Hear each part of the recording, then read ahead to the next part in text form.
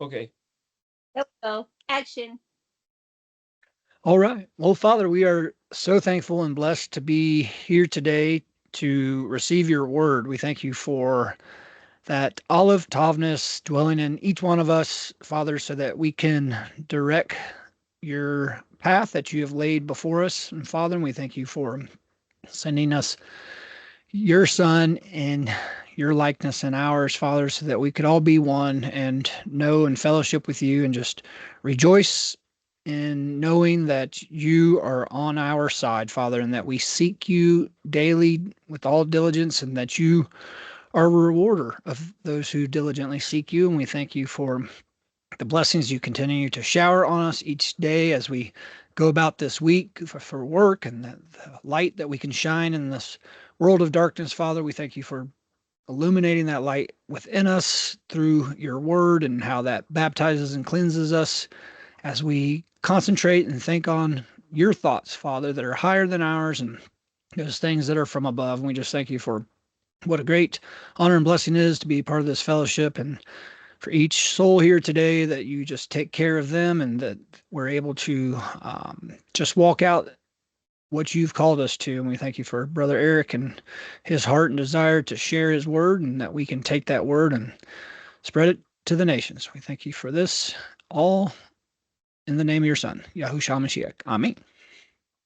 Hey, quick, before you disappear there, Greg, just before going on here, you mentioned the word Kuf Dalet. Could you give do you have on the top of your head a quick meaning of what that is? And while you're doing that, I'll look it up in the dictionary here. What do you think of when you hear the phrase Kuf Dalet? I guess Kud. The reason I said Kuf Dalet was because that's the initials I see on Carla's screen representing her. Uh-huh. And so I think of the Kuf as kind of rising up, and then the Dalet being the door. And so I believe Kadim, if I'm not mistaken, is the east, coming from the east, or the ancients. If I'm not mistaken, Kuf Dalet Mem. That's And correct. so yeah, I didn't really even think about it, but yeah, that's rising up from the east as the sun rises upon us and his face shines upon us. Yeah, that's what I can cipher out of Kuf Dalet. Okay, so just to elaborate on that a little bit, the Kuf is the orthography, the shape of the letter, orthograph, is round and then vertical. And so they say that's, well, part of the roundness is missing, so it's more like that. And they say, well, that's the back of the head. So the letter Kuf is technically drawn as the back of the head.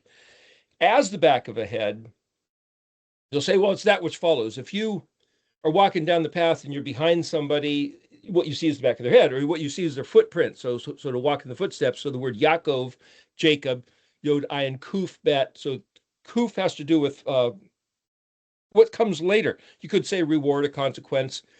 After you do some effort, that's what you find, or that's what. But you could also see the circle in the line as a magnifying glass. And Greg, you had mentioned in the invocation prayer of Yahweh's attention, or is that we're seeking with all our heart. And well, you could say, well, Dalet, basically Dalet's a door. I mean, the ancient shape is a triangle shape, angular triangle.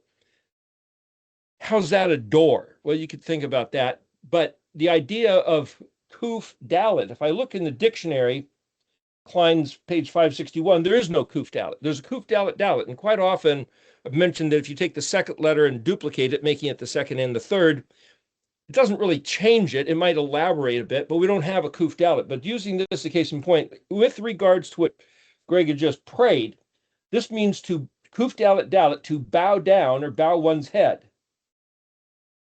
Well, why would you do that? It's like got your head down. And I'm mentioning this because it's going to play into a verse I'm going to bring up probably in the second hour here regarding the prophecy of Joseph's future, which Yaakov, his father, had said to him when he was talking about this, just on his dying bed, he was talking about, oh, these are the prophecies regarding the 12 tribes, and he ended up with Yaakov, and then Carlos, what's going on? You have your hand raised? Well, only because I wanted to add a little bit. Oh, go ahead. Because my initials Kuf Dalet are for Carla Dodi, Carla with a Kuf instead of a Kaf, because that's what I hear my father saying to me, Carla Dodi. And it's only happened because of Kuf Dalet Dalet. I have bowed myself towards him. So what he goes on to say in Genesis 49, I think it was, is that Joseph's head was shoved down. Remember, he was thrown into, his brothers hated him, shoved his face down into the mud and the rocks, as it were. He's taken into the dungeon, pushed down. So this idea of bowing your head could be, as Carla just mentioned, a volitional yielding to him. But if the kuf is like this magnifying glass, like doing detective work, you have this round thing in the handle, and you bow your head as you're looking to scrutinize, you might say, studying. You bow your head down because you're typically looking at a book or focused down. You're focused on something. And so then if you look at another meaning of the word, it means to cut, bore, or drill. So you don't have to look down if you're drilling. I mean, sometimes you're up here and you might get stuff in your eyes. Better wear safety glasses. The point is, typically, if you're drilling, you've got something on a platform where you can throw the weight of your shoulder and your upper body over the drill to stabilize it, this motor, and focusing all the energy and pressure on a thin little drill point going into the wood or metal or whatever it is you're wanting to cut. So, and I'm saying this because this is the letter KAF we're going to talk about today, which, as Carla said, the phonetic is exactly the same as the kuf. And the confusion, one of the big places of confusion that I found is because people only think about phonics, they swap the kaf and the kuf. And it's like, well, that's all the same. Like Gaddafi, is it spelled with a G? The premier of Libya, G, a K, a Q. It's like, it's phonetic. It doesn't matter. Well, tell the story about a really expensive pen I was going to write the Torah with. And I scratched into, I was going to write Kadosh Yahuah on it. And it's like, well, how do you spell it? This was before I was even studying the language. It's like, I always see the word Kadosh written with a K. So it must be a Kaf. I didn't know how to write and read. So I spelled it Kaf Dalet Sheen, or Kaf Dalet Vav Sheen. And then I got the Torah and opened up, and it's like every time it's spelled with a Kuf. Kuf Dalet Sheen. Why is Kadosh Kuf Dalet and then a sheen? And we talked last week in the after show, at least, that Dalet Sheen had to do with grass or stepping on grass or flattening something out, like a lapel on your shirt. You iron it flat, it's laid out, spread out. Well, if you're going to take work and drill a hole, you're going to lay it down and press down on it, make sure that nothing's going to move and break the drill bit. So there's this concept in Kuf Dalet I see as this focusing of attention with your head, your vision, as well as the mass of your body weight, focused very deliberately. Because if you're holding a drill, depending on what you're going into, if you're not stable, it can grab and break your arms. It's like it's really an ergonomic task to drill a hole. Just some people don't do that. But you look in here and you'll see it also is bow, or is it bow or is it bow? Well, to bow. So you look in English, it's like B-O-W, what is that? So to bow. So any action of going down, bending over, focusing on something, any action is like that is related to Kuf Dalet. And then to say, well, how else do you look at the derivative spellings? Well, we'll look right here. Kuf Dalet, Vav Dalet. Cut, boring, drilling. You could look at Kuf Dalet, Kod, and it means head, crown of the head, or the vertex of an angle. It also means to crow. To crow? What, why? And then it means vertical or crowing. Well, Kuf Dalet, being a triangle, the vertex is right up to their top. But if you got your head bowed down, the top of your head is what everybody else sees because you're focused. And so the idea of in the prophecy regarding Joseph, and remember, it's right near the end. There was Joseph and then Benjamin. And it says of Benjamin that it'd be like a wolf who devours the prey in the morning and then evening divides the spoils. And well, you could talk about that later. We'll mention about Joseph. But Joseph is near the end. And the reason I'm bringing that up is because part of this study is to kind of get everything in this overview and like a puzzle, multidimensional, hyperdimensional puzzle, dimensions and scriptures and something about the prophecy of the tribes, or here the patriarchs of the tribes. There's two places there in Genesis 49 where Yaakov was saying something, and then at the end of Deuteronomy where Moshe was saying something, and to compare what both those patriarchs had said and overlap them and then correlate them to the constellations. That's one of the things which we'll get into later after this discussion of the chart, which might take another 6 months. My intention was to talk about the constellations and the star study. But the point is, what I'm saying is correlating, overlapping, comparing the shape of the letters, the meaning of the letter, and having something to do with the consonantal phonetic value, but then the location of the letters in the alphabetic sequence. And sometimes you can even consider, some people do a lot, but I do a minimal amount, the number value, which is called this word gematria, Gematria, gematria. That's like Aleph is 1, Bet is 2, Yod is 10, KAF then is 20, because it's based on a base 10, so you got the digits 1 through 10 getting up to Yod, but then it kicks into KAF is 20, Lamed 30, Mem is 40, and so forth up to 100, and then 200, 300, 400. Just so you know, that's actually written in the numbering value. Where did I put it here on the chart? Gosh, I could swear it's on the chart somewhere. Well, anyway, 1 through 10, 20, 30, 40, 50, 60, 70, 80, 90, 100, rest in 200, Sheen, 300, Tav, 400. It's like, well, what did you want to say 500? Well, then you have the Sophite alphabet down here, which is 500, Kaf Sophite. So the Sophite means at the end. So Yosef, Yodvav, Samik Pei. Sophite is Samik Pei, Yodvav Tav, or Yod Tav. Samik Pei, Samik Vav Pei. Drop Yods and Vavs in between the letters, and it doesn't really change it, different aspects. But why I'm bringing up Joseph, because we're talking about at the end. At the end of what? Daniel 12. Go down here to the bottom of the chart where it has Daniel 12 written out. Hide the words, seal the book until the time of the end. The end of what? The end of the world, maybe. Doesn't say so. Kuf Zadi is the word kutz, and I think in English, cuts. It's something you use a pair of scissors to cut, or a knife or a sickle to cut at the time of harvest in this late summer.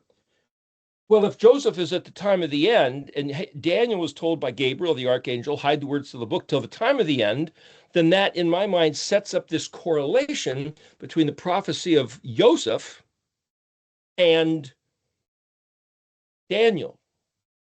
They were both highly respected, very wise, and placed in government, and you might say religion, as forefather patriarch figures, archetypal figures, both Joseph in Egypt and Daniel in Babylon, and then again in Media Persia he was regarded.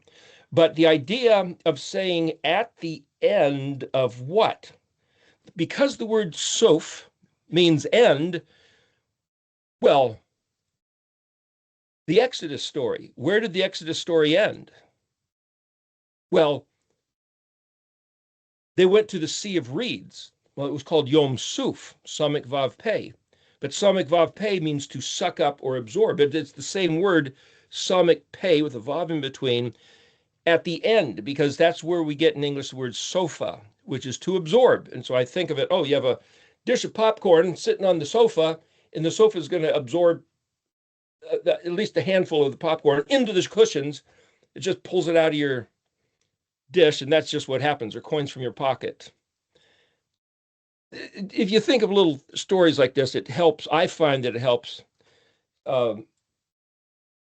It's called a mnemonic device, MNEUMONIC, I think. Anyway, it's a mnemonic device, which is to say some little thing that you remember, a little story, a little narrative.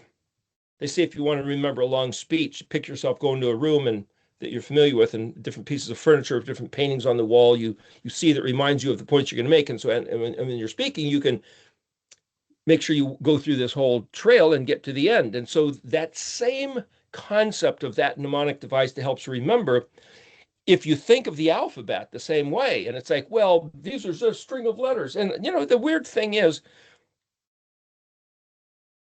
I still have an issue if somebody, if I'm looking up in the phone, well, back in the days when there was a phone book, it's like the letter K, the letter L, HIJK, oh, it must, okay. And it's like, boom, don't you just know it's right in the middle, number 11? Well, it's not number 11 in English, it's number 13. The letter mem would be the middle. But it's like, for some reason, right around this area, my mind always, for all these years, kind of just blanks out and goes in limbo somewhere. HIJK. It's like every time for decades you go HIJ. You can't just remember where K and L is in the alphabet. It's just like, is this some mental block? I've noticed it. But when I started learning Hebrew, 11, well, KAF is the open hand. And if you think of open hand as like, well, parallel lines, and the two right in the middle look like a number 11. And it just so happens on 9/11, there was two buildings in the middle of in New York that got taken out. But what I'm saying is this idea of the open hand, or two parallel lines, or a whole bunch of parallel lines, are all KAF. The idea that KAF has to be a splayed open hand, no, it's not that. It's spelled KAF pei. If you say, well, look in the dictionary under KAF yod pei, KAF vav pei, KAF pei hey, just like I was trying to do with the kuf dalet, which I'll get back to here in a moment. You look at all the derivative spellings and you'll see other aspects of the KAF, one of which is a cupped hand. So the idea of a cupped hand, well, you turn it over your head, now you've got a hat. Specifically, like a skull cap, or maybe with a bill on it, like what we might call a baseball hat. But that's why it's called a kippah, KAF pei. But there, KAF, the pei sounds like the PH sound, but kippah, the pei sounds like the P sound. Same letter. I'm just trying to explain the way the language works, because this is supposed to be a bit of a beginning class, but then jumping as far forward as I possibly can get, explaining how the Aleph-Bet fits together as a mystical puzzle, you might say. So the KAF things are parallel lines, and or an open hand, or a cupped hand, or just a hand. Getting back onto the thing about Joseph, Yom Suf, the Sea of Reeds, why a reed? A reed is like a straw. It's an aquatic plant that sucks up water and it grows real fast, so it's pretty flimsy. You dry it out and it's like a hollow shell that's easy to burn. Unlike wood that takes out of a tree that takes much longer to grow, you go to a fast-growing tree like a willow growing by the brook, there's a lot of water in it. It just sucks it right up. That's the concept then of suf, to suck something up.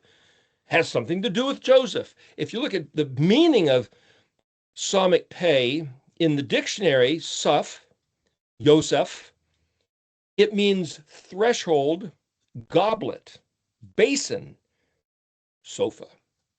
Well, what's a goblet? It's a container that you put stuff in and it holds it. Well, so's a basin. So's a reed that sucks up like a straw. It's where we get the word soup, because soup is that which you do suck up to ingest. But suf, like if you look at Psalmic yod pei, it means to come to an end. Sif is the word for sword, swordsman. Bring in the executioner. Somebody's at the end of their life now. Come to the end. Oh, like Yom Suf, the Sea of Reeds, the entire Egyptian army came to its end.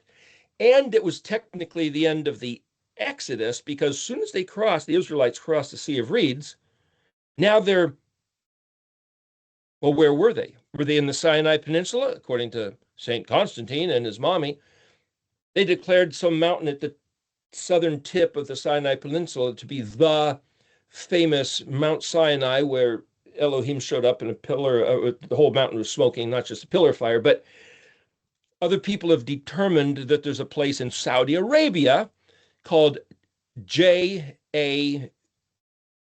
I think, or Jaabal, Jabal al-Laz is the name of it. Bad pronunciation on my part, probably. But it's the place where the actual Mount Sinai was. And they found an ancient, what's called a stele, S-T-E-L-E, or E-E-L-E. Anyway, the point is, it's a little stone monolith, like the Washington Monument, an obelisk, on both sides, from what I understand, at one time, both on the Egyptian side of the Sinai Peninsula, there's a wadi surrounded by the mountains and just big enough to hold about the 3 million people that were in the exodus of the Israelites from Egypt. And the Egyptian army was coming in, they had them trapped. And then there was this, under the sea floor, there's a land bridge that's deep enough for ships to go across. This is right across the Red Sea. And then on the opposite side, on the Saudi Arabian side, there was another ancient stele that they say was placed by Solomon, saying, hey, this is the place of the Red Sea crossing. Everybody knew it wasn't that, well, the people that cared knew. Anyway, I'm just saying that because some people don't know about that. And then that's where Ron Wyatt and other people recently have gone down with submarine robotic submersibles and found coral encrusted chariot wheels and horse bones and human skeletalized. I mean, that was about 1600 BC. So that's like 3,500 years ago, say. And there's nothing there that would support coral. No, coral has to grow on something. It's a bit of a parasitical leech of minerals. But yeah, well, there's chariots and there's human and horse flesh that for 3,500 years it's been feeding on. And so it's very delicate, but they found chariot wheels that match the inscriptions of the Egyptian chariot wheels from that era, just so you know. And I'm saying this because when this information came out, Michael Rood made it known, Ron Wyatt made it known, and nobody seemed to know. In fact, there was a book, Jim Conrad, I think, a few other people have made a big deal about it, but there was a book put out, I think it was called Exodus Gold, and it said that they had talked to, like down in Los Angeles, there's a big Jewish population, Cedar-Sinai, Ono Hospital, and they talked to the biggest synagogue down there about this Exodus event and the fact that these coral-encrusted Egyptian army parts were found, and they said that they don't even believe the story, that it was some sort of myth, some sort of, well, hypothetically, yeah, something like that, maybe could have happened, but it was, let's just tell the story like George Washington cut down a cherry tree when he was a kid. It's like, what is cutting down a cherry tree? Well, he may not have cut down a cherry tree. He might have, but let's just tell the story because it says something about his character. So apparently the biggest synagogue in Los Angeles, California, as a general at large, holds the position that they don't believe the Exodus was a real story. At least that's what the book said. And therefore, for somebody to say, well, we're not even Jews, and yet we're going to look and, hey, look what we found. Why don't you guys take heart and go, wow, it is true. Keep it to yourself. What?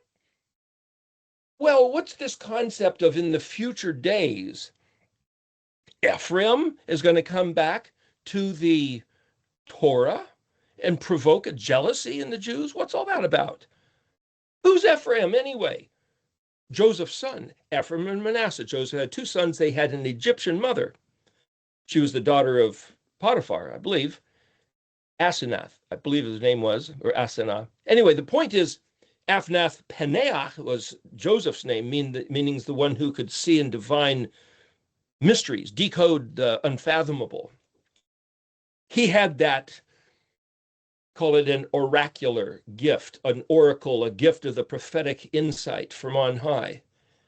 Zaphanath Zadi Pei Nun. So Zephaniah, the book, means to encode or decode a cryptic message. Zaphnath Paneach, and Panech, pan is the word for face, or to pan, like pan a camera across, moving it to getting in the whole panoramic view.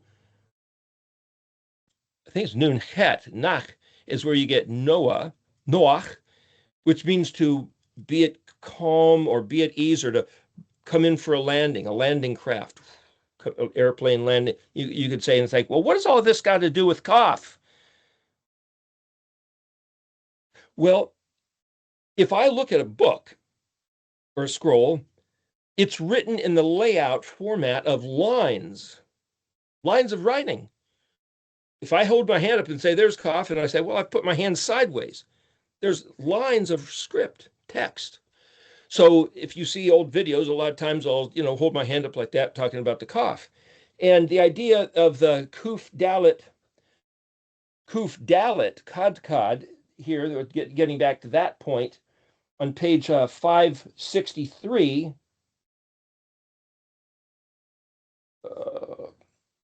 where is it here? It means vertical, to crow, or the head of the crown of the head. So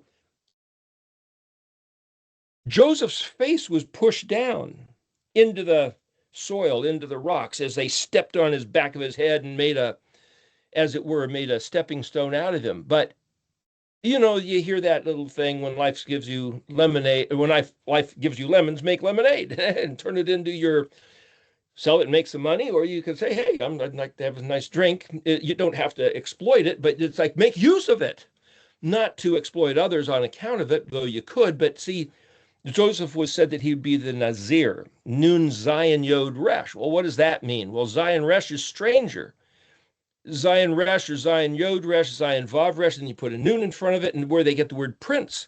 Well, who's the prince? It's the one who bows his head down and they place a crown on it. Well, it's also where you get the word Nazarene. So Nazarene, Yahusha being Nazarene, just for the part of the confusion, is Nun Zadi Resh, Nun Zayin Resh. As a Nun Zayin Resh, he was crowned, crown of thorns, head bound down, beaten with rods, and then that jammed on his head. And it's like, that's a model of Joseph. So right here in the Vav, it says Ben Yosef, son of Joseph, or in the pictorial example of Yosef. What does that mean? He was, hey, Vav Zion, behold this man. Pilate said those words as he had the soldiers beat him with whips and a stick, bowing his head down and planting and pounding on the crown of thorns. Zion is to be remarkable as with a halo, an officer's hat adorned with weapons. Then they put the Roman purple robe of state on him and said, hey, look at this guy. This is your king. So that's all Nun Zayin Resh, Nazar, in the model of what they did to Joseph. So the concept of Ben Yosef, son of Joseph. Bet Nun also means, Bet Yod Nun means to understand. Bet Vav Nun Hey Bona, or Bet Nun Hey, bone is where we get the human skeletal structure. Bet Nun Hey is the constructive trade to build things. Bet Nun Hey. So and it's also the word son. So you sit there and say, okay, this word Bet Nun, Bet is house, Nun is something action. So the action of getting a son, Ben, Bet Nun, is to start building the house. Bet Nun Hey, the bet. And then you understand that? Well, that's Bet Yod Nun, Bina.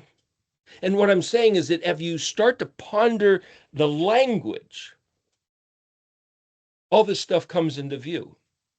Now, I mentioned before, because somebody said, hey, there's no commandment where he says you ought to learn the language. You have to learn Hebrew. It's like, there's no commandment where he says you have to learn Hebrew. You're right.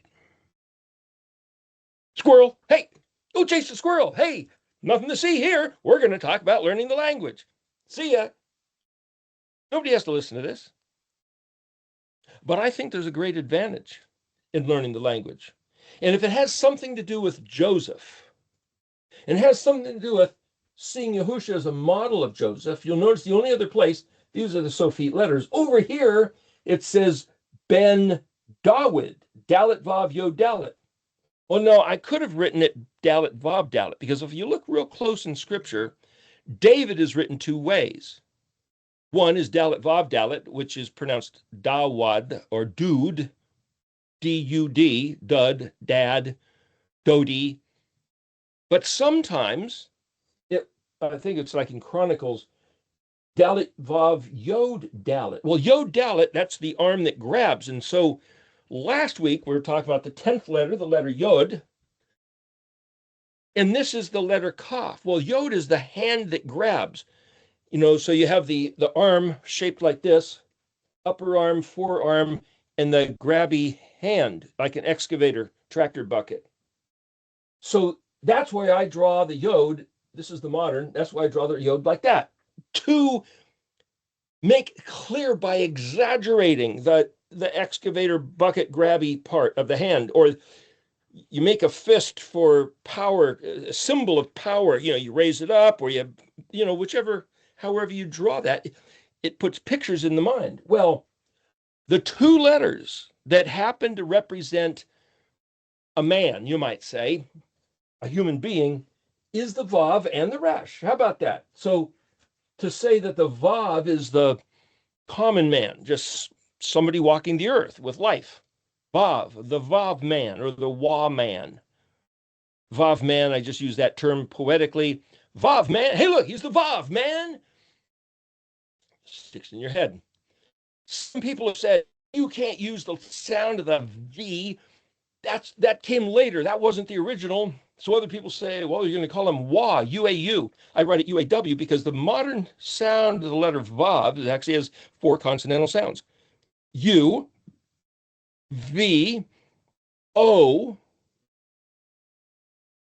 and W. Double U. Ooh, wah, wah, wow. So I just write U-A-W so that it picks up 2, the U and the W. Well, why not the O? Well, it could be O, but some people say, well, the point is, in the modern, if they put a dot above the Vav, that sounds like an O. If they put a dot beside the Vav, it sounds like a U. And if they put a dot below the Vav, it sounds more like the W or the V. So there's the phrase Peru uravu. Well, Peru is be fruitful. Well, that's the Vav. It could be Peru va uravu, resh bet, that's multiply. So it's be fruitful and multiply, the first commandment given to Adam. Yeah, but if it's Peru, that's a Vav, that's the U sound. Uravu. Somebody might pronounce it Parav, or Parav, Veravav. But so you have to say, well, colloquial differences. And some people say, no, those guys aren't just different, they're wrong. I've heard people talk like that. I'm trying to give information for the student of the language to say, oh, that's why I keep hearing all this weird stuff. Ravu, resh, V or V? No, because the bet, like in Spanish, the B, the second letter, can be pronounced B or V, just so you know. Rav, RV is then rabbi. Shabbat, S-H-B-T, Shabbat, could also be Shavos, with a VS, because the Tav can be pronounced as either a T, a TH, like Bet, Amet, or Beth, L, Beth, B-E-T-H. But and you'll see written in Stone Tanakh, B-E-I-S, Bes, a mess. Betamet. It's not Betamet, it's Besames. Well, that's the Ashkenazi way of pronouncing. Again, if you're just trying to learn the language, there's the phonetic value, there's the colloquial use, a particular group of people or location of people, and there's differences. And you just got to figure out, okay, then when it comes to Kaf and Kuf, that's just one of those differences, maybe, where the Kuf is the same phonetic as the Kaf. Well, Kaf actually has 2 phonetics. One is a k. See, for me in English to say, hey, my labialization is the word. What that's doing is bringing it up close. And if I say, like I'm going to be almost gargling, That's the ayin. That's the same kind of all the way in the back of your throat. So what I've heard is that the cough, hey, is up front. Move it back a little bit, and there's two sounds of the cough. To my ear, it's just they're both the same. Cough and cough, okay. And then there's the kuf, which is back further, cough. And then there's the ayin. And then het is way up front. So phonetically, you've got het, cough, cough, kuf, and ayin are all those sort of harsh sounds, which gives the Hebrew language its main distinctive sound. If you listen to some Israeli guy talking or Jewish person knows the language, it's like, wow.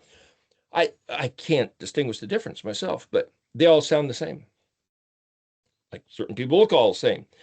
Same type of blindness, ignorance of distinction on my part. But the word spelled kuf dalet then is to scrutinize that distinction. Kaf is an open hand, kuf being like, think of the magnifying glass at the back of the head, that which follows. Well, then why should kadosh be kuf? And why do they spell it with a K?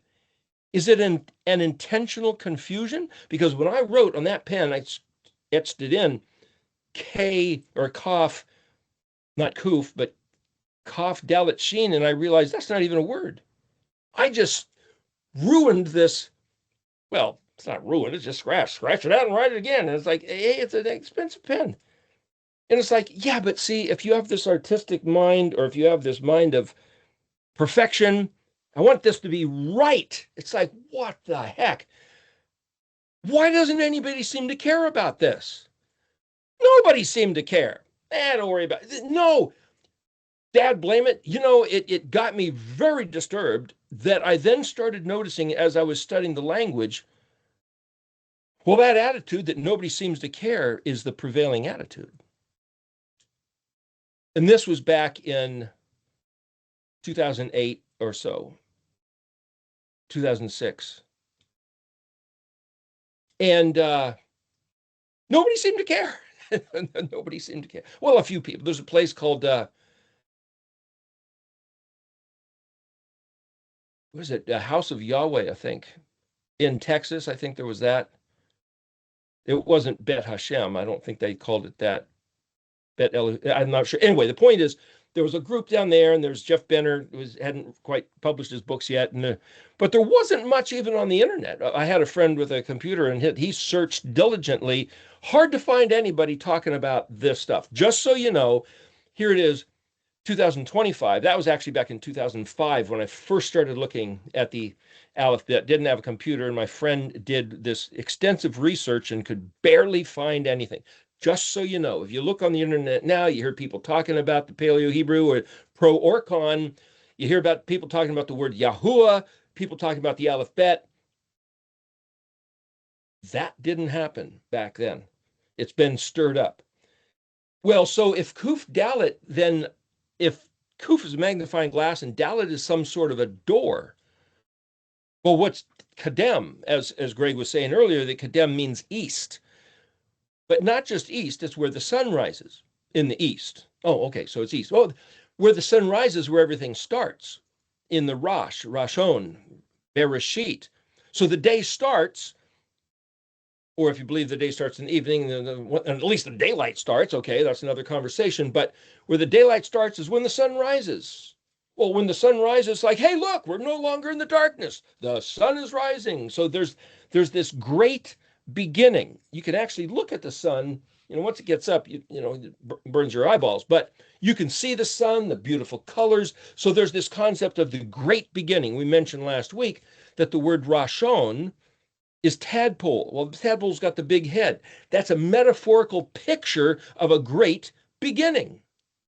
Just so you know, that's the way the language is built. You can see in the spelling of words, you can see in the pictures, you can see in the pictures, meaning the orthography of each letter, but in the pictures that the letters spell, like tadpole, big head, great beginning. But if you look at the word Rosh, which is head, it also means foundation or basis, or the beginning of building, and also the zenith, the vertex, the top, which is the pinnacle It's both.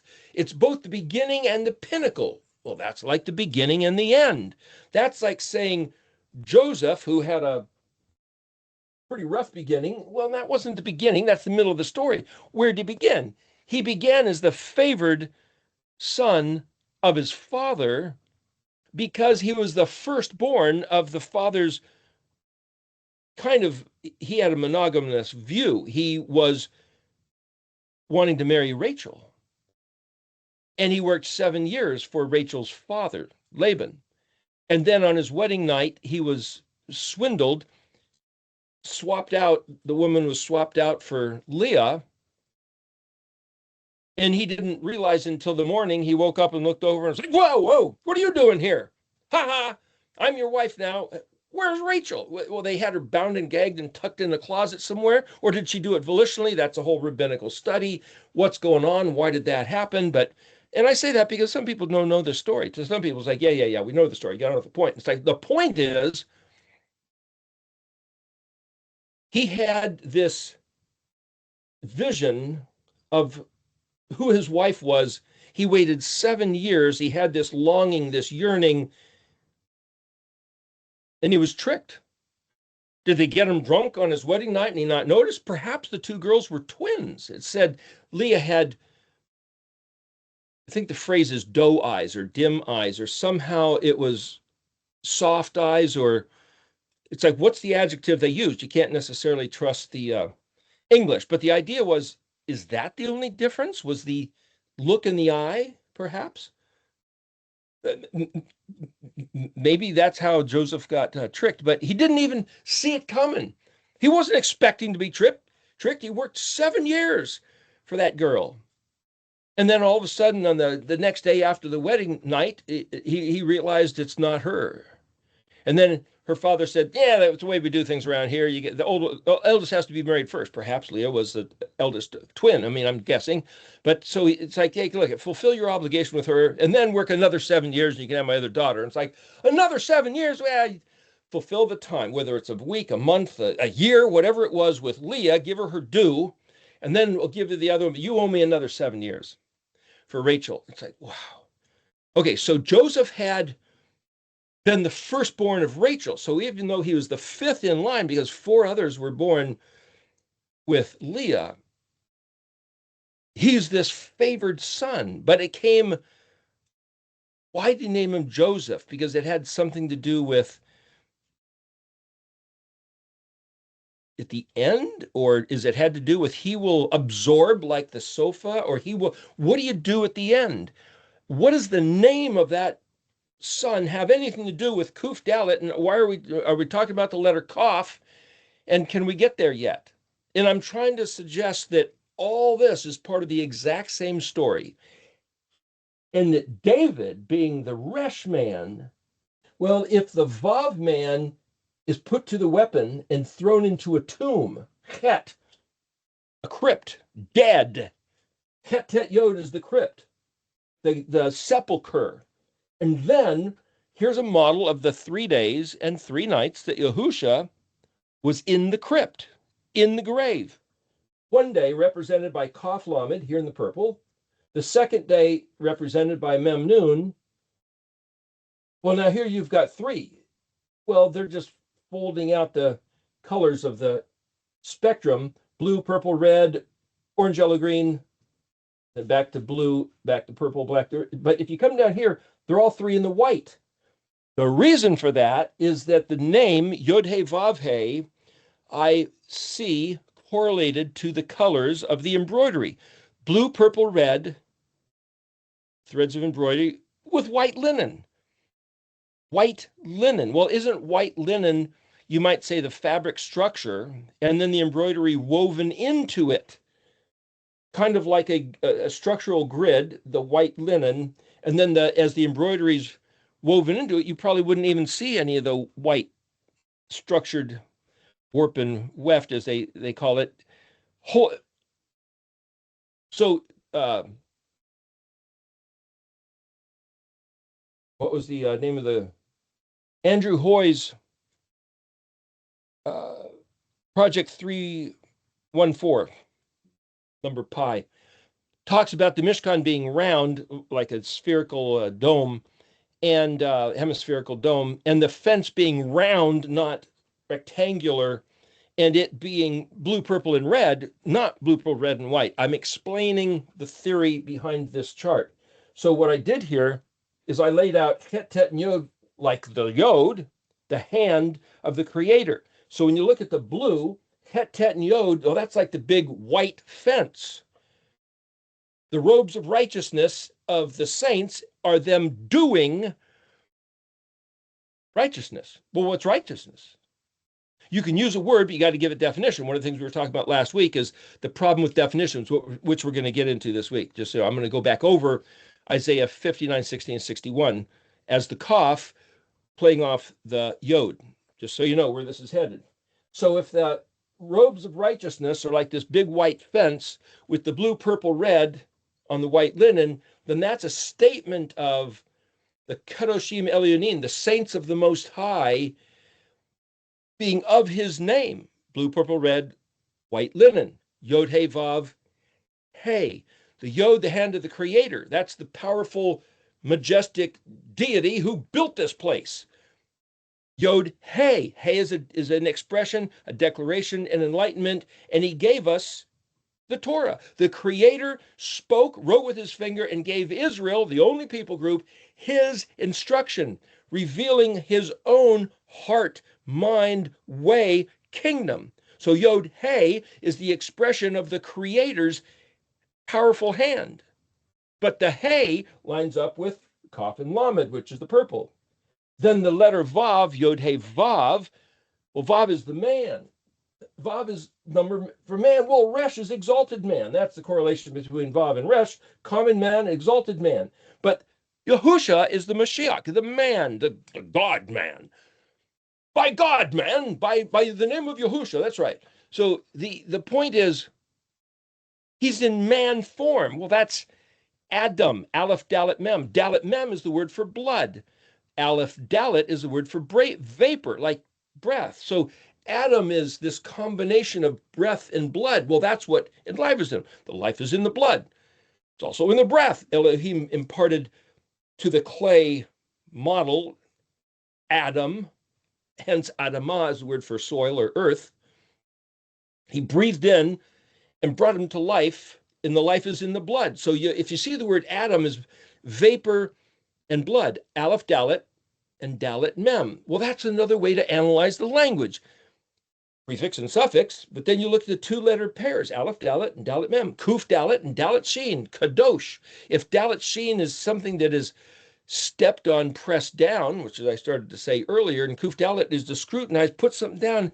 It's this idea of pushing down, on paying attention, on scrutinizing. Hey, that's a synonym with ayin nun hey, which is the word for humble, to fast, to be afflicted, oppressed, burdened, answer, reply, respond, sing. And it's like, yeah, it's in Isaiah 58, premier location where you can find that verse. There's also numerous other places. Because ayin vav nun is the word for iniquity.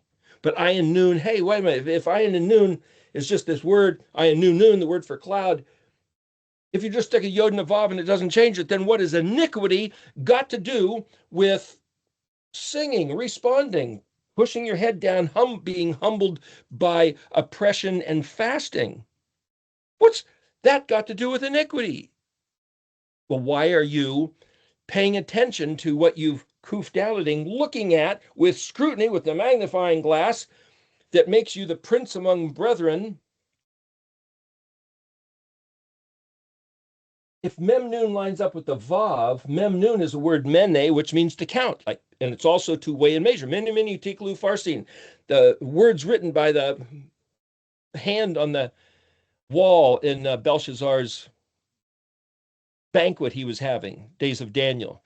Weighed and measured, found lacking, and now your, somebody might say your comeuppance, your mishpat is now due. You got to pay up. You're out of here. We'll talk about that in a moment too, this concept of mishpat, justice. But he was weighed and measured and found lacking. Mene, mene, tikul, ufarsin. Well, this is mene. It means to count, but it also means to set a pace. But mem lines up with the laver, mem nun both. So that's like the pool of water and the thing in the water, the fish in the water, in the pond, or the baby in the womb. Anything in something else. Nun is this activity, and I'm saying if we had, again, pulling another vision, nun and somic, the next letter, but if nun somic, the eriktology logo, if somic's the engineered structure and nun is this life, the thing that comes out of the womb, where's the womb with an engineered structure? There's a tree. Well, the soil, the earth is the womb. The seed grows and develops. There's that noon sprout, and then it turns into a tree. That looks like somic, and it bears fruit. There's the ion. You eat the fruit, there's the pay. But what's the noon? Well, Yahushua said the seed in another parable was the word of Elohim. So somehow there's this word of Elohim that we take within us, his seed planted within like a pregnancy. So then the mem is my volitional taking it to heart. Taking what to heart? The lamed, teach and learn, of the KAF, the lines of instruction that belong to Yod, the hand of Aleph, the creator of heaven and earth. So the only way to properly understand the significance of the KAF is to see this whole connectivity, that the one Aleph, first letter, Yod, 10th letter, 10 is a legal quorum, a minimum, like having the minimum number of people on the jury. In fact, in the Torah, it says a man's testimony can't stand alone. It's got to have 2 or more witnesses. So here you have like a picture of the 3 crosses, Yahushua in the middle and these other 2 crosses. Well, those by definition are the testifiers, the witnesses of this statement. Yahushua, by his behavior, his action, what they did to him, is proclaiming a message. Can you hear? What's he trying to say? Well, here, these 2 thieves hanging on either side of him will validate, witness, testify of his projected message. What is it? Well, I don't know. I don't speak Hebrew. I can't read that picture. 3 crosses on a hill far away. Or was it in the pathway right there in the place of the skull, Golgotha, outside the, what's called the Arab gate, not the Eastern gate. Anyway, it's in Jerusalem, and that's where Ron Wyatt found the Ark of the Covenant buried underneath, another part of the story. But what I'm saying is that's not on a hill far away. Up on top, as they say, was the place where Abraham had sacrificed Isaac. On top of the mount where the place of the skull where Yeshua was dropped in on this cross, right on the pathway. So you're walking past, looking at him eye to eye. You know, he's not on some remote hill far away. You see, people spin the story, and it's like, well, what is it? What matters? If there's 2 thieves on either side of the cross and they're witnesses, testifiers, and if I then say, well, wait a minute, Yahushua being the Vav man put to the weapon is like Yod, Hey, Vav, Hey, and Hey means to express, to testify, to enlighten. Then the Vav with a Hey on both sides in the name Yod, Hey, Vav, Hey is that the Torah, the Hey of the Yod, is a witness validating the authenticity of the Vav man, Yahushua, and then the second Hey, robes of righteousness, blue, purple, red, white linen, is the actions and behavior, the faith of the saints, the Kadoshim Elyonin. And when Yahushua then said, I'm not going to leave you alone, but I will send the Comforter, the Ruach HaKodesh, to lead you in the way of truth. What's the way of truth? That we behave doing the works of righteousness. It has to match the first Hey, the Torah. There's the witness and testimony. Yahushua was the Torah incarnate, the Word made flesh. And when he left, he says, I'm leaving you my Ruach, my spirit, and he will impel you from within to behave just like me. And you will do the deeds and think and believe just like the Torah said. Hey Vav Hey, which means to exist. Yod Hey Vav Hey, he will cause to exist. What will he cause to exist? Hey Vav Hey. So if I can sit here and see in Yod Hey Vav Hey that he who, the Aleph, this guy will send Yahushua as the ambassador gimmeling from the house, the bet of the father, Aleph, to the Dalet earth, born through the woman, the Hey suffix, as Vav, the man who would be put to the weapon, and then thrown into the tomb, Chet, round rock rolled in front, Tet, Yod, that round rock was pinned, sealed, held. And Yahushua said, they don't take my life. I'm doing this. I'm laying my life down. I am going on this route on purpose, volitionally, proactively. That's the word Nadab, like Aaron's sons, Nun Dalet Bet, Nadab and Abihu, two guys that got nailed in the opening day of the tabernacle. But the point is, Nadab means philanthropic, volunteer. Hey, I'm going to run. I have a great, this is my determination of my free voluntary choice. That's the Yod holding that round rock, you might say, on the sepulcher. And he was in there for 1, 2, 3 days. So the three, which are one, hence the all three in the white of Samik Ayin Pei. Again, Yod, Het Tet Yod. Hey, Kaf Lamed.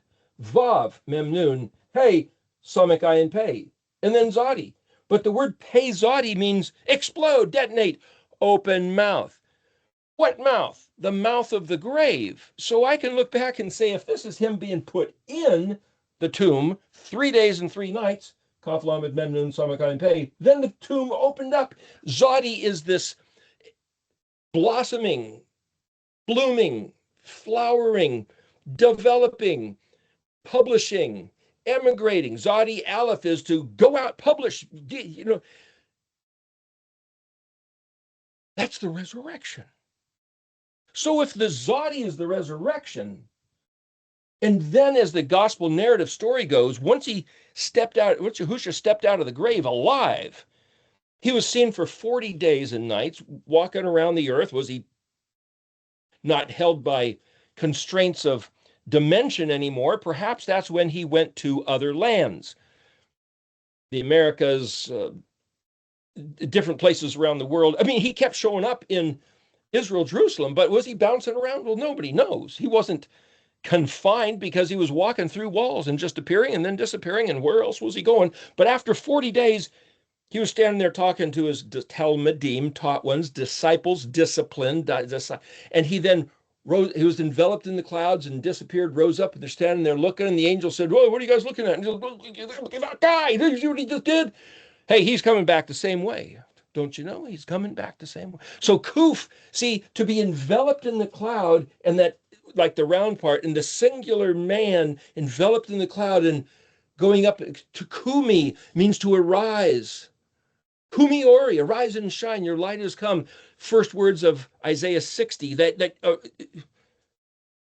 that's like coming out of the grave. Well, he's already out of the grave at Pei Zadi, but if Pei Zadi is the grave opening up, then for him to take a step out is Zadi, then there's Kuf, then his, and as he's coming out of the grave, is he like some zombie, decayed? No, he steps out as the Resh Man, full blazing glory, exalted, sheen, shining Elion. This is like, wow, he came out of the grave alive. Of the finality of proof of this is it, this is what I determined, and this is hereby accomplished. Well, is that Project Earth, Project Universe? How many, is it 26,000 years according to the constellational clock? Or is it 6,000 years? Like how many generations have walked the earth so far? It's just, is it signing like this is my thing? And it starts off with Aleph. I'm going to, I am, I will, identity and intent. Then this is what he's going to do. And there he signs it. Yep, that's it. That's my. So what I'm saying is you got to think, what is that Tav? It's a mark. It's a sign. It's a signature. Yeah, it's like a covenant. Hey, I want to sign up for this covenant. And if it throws me in here, and if Yahushua says, take up your cross and follow me, some people just say, hey, when they think of the Tav, that's the cross. Because if it's the Tav is drawn like an X or it's drawn as a cross, oh, it's the crucifixion. And it's like, the crucifixion is back here at the Zion. The resurrection is at the Zadi. And just like Vav and Resh are the two letters that are man, common man, exalted man put to the weapon, man beyond the touch of weapons. Two letters sound like a T, the Tet and the Tav. Two letters sound like a K, the Kaf and the Kuf. Two letters which are hands, Yod and Kaf. Two letters literally by definition, that means taught, trained, domesticated to be of the house. Both Aleph and Bet, the exact same definition. Yeah, but Aleph is an ox and Bet is a house. Bet's a body, Bet's an enclosure. Well, Bet and Het are both enclosures. What I'm saying is that when you think of the common, you might say the synonymic relationship between some of these letters, it'll help you formulate then what's the pattern? What are we reading? And one of the things I tried to do back in 2005 was imagine the Aleph-Bet as a flip book. Now, in animation, doing cartoons, we did this back in grade school. You know, you take a stack of papers or, you know, one of these notepads, and you draw a picture slightly different on each one, and then you just, you know, you flip it, and you can see it change, and it looks like it's walking. You can look like the action is moving. That's how you do film animation. Each picture slightly different. And I tried to take the time to, I had never heard of anybody doing it, so I don't know, maybe other people have done this, I couldn't tell you, but I tried to wrap my mind around, what if this alphabetic sequence is a flip book? Ox, house, camel, door, window, nail, weapon, fence, round. Is that a round rock? Is that a round snake? Is that a basket? Grabby hand, open hand, shepherd staff, water, noon. Is that fish? Some people say that's a snake. Some people say it's a sprout. Tree, fruit, mouth, sprout, blossom. There's a similarity between Zadi and noon. Kuf, back of the head. Resh, front of the head. Head, exalted man, head man. Sheen, teeth or fire or that which consumes. And Tav, sign. If you turn that into a flip book, can you see a progression? Well, I kind of couldn't. I kind of could. It's just like, what do the Jews say about this? You look at a couple books and they talk about the alphabet, and they'll tell you, like, for example, Gimel is the letter with a foot in the modern, so it's the letter that runs because it has something to give. Dalet is poor. Why is Dalet poor? Well, the word Dalet Lamed or Dalet Lamed Lamed, Dalal, literally means poor. And just to look at other languages, the poorest, lowest caste, caste, in India is the dalal. Hey, how about that? Is the same exact Hebrew word at the lowest bottom of the barrel of all in the caste system of, you might say, social standing. So Dalit is poor. Well, if this is Yahusha, why is that poor? He's the master, the majesty, his majesty. Then you get these stories like the prince and the pauper. You know, the prince trades places with the poorest guy so that he can infiltrate into the village and see what's going on. Because if he came as the prince, everybody would be on their best behavior and say, oh, yes, sir, how do you do, Mr. Prince? But if he came as the pauper, they're kicking him and spitting on him and, you know, ripping him off. And it's like, okay, I see how you are. You know. So to come in disguise, why would he come in disguise as a poor one? Well, interestingly enough, the word in Hebrew spelled Bet Gimel Dalet means cloaked in disguise. It also means betrayal and treachery. It's like, hey, those are bad things. And it's like, when you come in disguise, that's like doing reconnaissance, spy work, black ops, sneaking around. Why did he come down here sneaking around? He wouldn't do that. He's God in the flesh. He came down to say, I am your... No, he didn't. Remember what he said to his disciples? He said, hey, who do people say I am anyway? What do you hear when you're out and about? And he said, well, some people think you're really John the Baptist. Confusion, you know, fake news. Some people think you're maybe the prophet Elijah having come back. And it's like, really? The prophet Elijah? He's supposed to show up on Passover, maybe, but did it say the prophet Elijah is supposed to come back? He's like this phantom myth. It's like, why would somebody think I'm Elijah or John the Baptist? Well, you're doing special stuff. Nicodemus, Nicodemon, came and said, hey, we've been watching you, and we know that Elohim is with you because nobody could do what you're doing unless Elohim is with him. Elohim is with the one in disguise, and we're trying to figure out who you are. That goes right back here. He comes from heaven, Aleph, Elohim's realm. That clothed, embodied as Gimel, the voyager, Bet Gimel Dalet, in disguise, sneaking around. Gimel Dalet is where we get the word God. Good God is where we get the word both good and God. It's the tribe of Gad.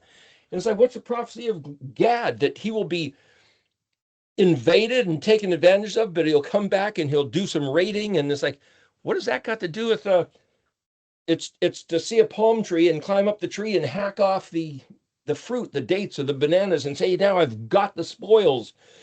Gad, the prophecy, you'll see people with heraldries having a bunch of tents. Gad's a bunch of tents, a bunch of raiding troops. It's like, what has a bunch of tents got to do with Gad?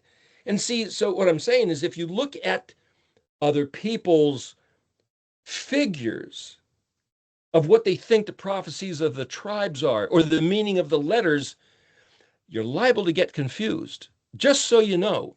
And they might say, 5 minutes, they might say, this guy's telling you a bunch of stuff. That'll confuse you. Listen to me. I'm telling you where a lot of this stuff goes, just so when you hear it, you go, oh, okay. So what do I do with all that? Well, I'll show you what you can do with all that in the next hour. We're going to just a minute here. But what I'm saying is that if I looked at the traveler coming from the Father's house, from the bet of Aleph, Ab is father, but it's also desire, to yearn, to long for, to have this craving. I want to do something. What do I want to do? I'm going to gimel. Why do I say Dalet is earth? Because, and this is just a way of comparing, and I'm just saying there's a way to analyze this stuff. Dalet is the number 4, a door. Earth, Aretz, Aleph, Resh, Zadi, that's only 3 letters. Hey, the triangle's drawn in 3. Hey, there's a correlation. Hey, you can make that correlation if you want, but I'm trying to give you something of more substance. And I could say, this is my thinking pattern. North, south, east, west. Okay, well, those are the directions we relate to the earth.